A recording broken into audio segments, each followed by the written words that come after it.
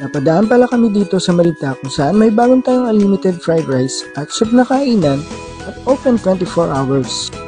Maliwalas, maluwag, malinis ang lugar dito sa Sinangagan. Alauna na nga pala ito na madaling araw at may mga food lovers pa din na kumakain dito. Pangatlong branch pala ito dito sa Valenzuela, meron sa Genti at sa Karuhatan. Umorder kami ng crispy pork pares, crispy Bicol Express, at nagpabalot kami ng pansit canton bihon. Unlimited nga pala ang sinangag nila dito at pati na din ang soup. Masarap ang soup nila, lasang-lasa ang pagka-beef at mga spices. Kung mabibiting ka sa sarsa, pwede ka pang umorder sa halagang 15 pesos.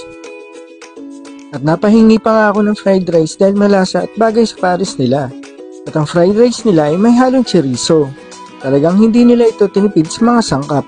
Dito nga pala ito sa crossing na Malinta sa may stoplight. Kaya sure ako makikita nyo ito pag kayo ay napadaan dito. Subukan nyo din, baka mahuli nila ang masarap na panlasa mo.